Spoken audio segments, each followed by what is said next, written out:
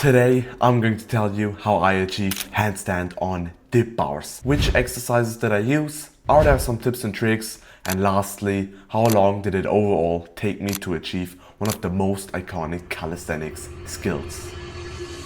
When I first started training handstand, I only focused on the normal handstand on ground. After about 1.5 years of constant, serious handstand training, I finally got advanced in handstand, doing skills like handstand push-ups or handstand entries like frog center handstand or pike presses. Once I bought my first parallettes, my handstand on dip bars journey began. Recommendable is definitely 10-second clean hold on handstand on parallettes. You definitely need to have both frog center handstand and L center handstand because they're crucial for learning handstand on dip bars.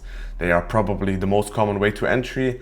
Nobody uses kick up in handstand on dip bars. Literally. Quick reminder, you don't need to have any handstand experience on ground to start with handstand on parallettes. You can directly start with handstand on parallettes. But it's definitely easier to achieve handstand on parallettes if you got some handstand on ground experience. My brother started with handstand on parallettes last week ago, and now he's doing 4 sets of 10-second holds. After you've achieved your first 10-second hold on handstand on parallettes and some entries, frog center handstand and L center handstand, frog center handstand definitely just becomes free after you've unlocked L center handstand. You can now work your way up to handstand on dip bars. Basically, the easiest way to approach handstand on dip bars and to overcoming the fear of heights is by going up. First you start on low parallettes, after that medium, and lastly high parallettes.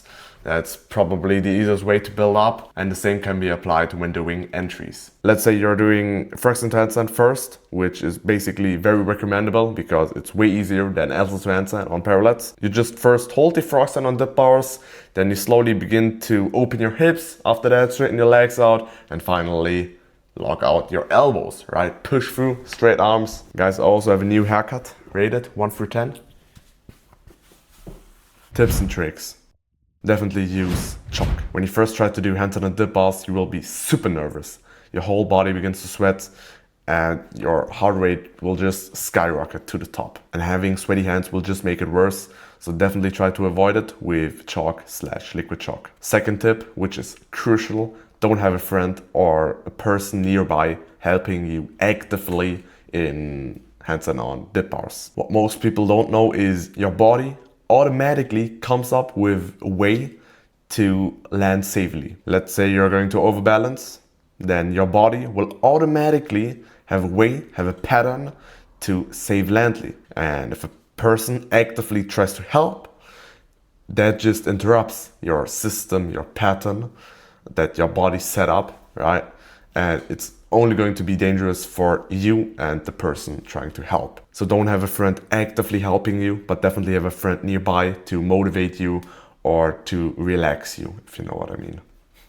Last tip, have shoes on. My brother and I have many injuries in our legs from handstand, which sound a bit weird, but if you don't land correctly, it can definitely hurt your toe. You can definitely injure something, especially if you are 2 meters up high doing handstands, and if you're landing incorrectly, I wouldn't recommend it. So at least have shoes on. It will make the entry harder or more difficult, definitely, but safety first. Lastly, how long did it overall take me to achieve this skill? The moment I started chasing handstand on dip bars till now is about 3 months. If you're starting from zero, it will definitely take you up to a year if you're really consistent. But if you got some handstand experience on ground or even on parallettes, which is way better for learning handstand on dip bars, it will probably only going to take you 3 months because it's, again, not the most difficult skill. In my opinion, handstand push-ups could be even